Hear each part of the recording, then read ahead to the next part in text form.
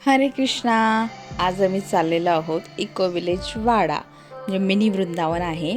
तर आज संडे होता मस्त, म्हणून आम्ही प्लॅन केला की मस्त वृंदावनला जायचा आणि एक दिवसाची ट्रिप आहे. तेवढंच आम्हाला ना एक तलाव दिसतं, त्याच्यामध्ये इतके छान मस्त असे ना कमळाची फुलं होती ना. त्यानंतर मग आम्ही आलो इस्कॉन टेम्पलला, जे वाडाला.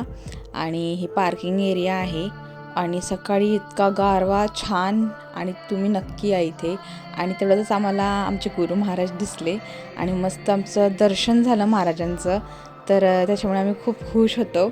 आणि इथे मंदिरचं काम चालू होतं, सगळ्याच मंदिरांची कामं चालू आहेत तिथे वाडामध्ये.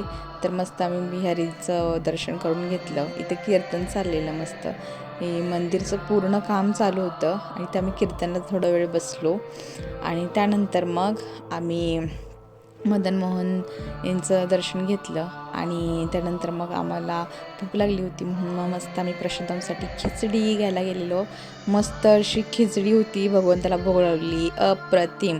त्यानंतर मग आमचा ग्रुप बनवला आणि मग प्रभूजींनी सगळी माहिती देत देत कीर्तन करत करत आम्ही ही पूर्ण सगळी जी मंदिरं, यात्रा आणि कृष्ण भगवानच्या लीला ह्यांचं सगळं श्रवण करत करत हा मस्तपैकी आम्ही दिवस घालवला.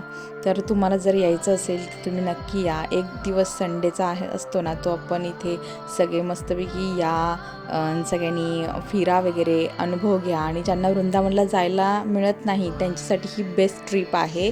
तुमच्या मुलांना भक्तीची आवड पण निर्माण होईल आणि आपले भगवंत कसे होते हे सगळं समजेल तुम्हाला. सगळ्यात भगवंताचे दर्शन होईल आणि खूप मन प्रसन्न होतं. आणि तुम्हाला एकदम फॉरेस्ट वगैरे ह्याची सगळ्याची आवड असेल आणि फोटोशूट वगैरे करायचं असेल तर तुम्ही बेस्ट प्लेस आहे हा. भक्तिमय आहे. इथे श्यामकुंड, राधाकुंड आहे, त्याचं आम्ही आचमन वगैरे केलं. परत राधारमण मंदिरामध्ये जाऊन आम्ही जपा केली, प्रभूजींचं लेक्चर ऐकलं, त्यांनी सगळं सांगितलं आम्हाला. आणि मग आम्ही दुपारच्या वेळेला मस्त प्रसादम घेतला. 150 रुपये कुपनमध्ये हे वर्थ आहे. एक नंबर होतं प्रसादम आणि ते सर्विंग सेंटर होतं, पूर्ण चौकत होती. नंतर मग आम्ही नंदग्राम, बरसाना आणि ते सगळं मी फिरलो. तुम्हाला जर जायचं असेल तर तुम्ही नक्की जा आणि हा शेअर करा व्हिडिओ. थँक्यू.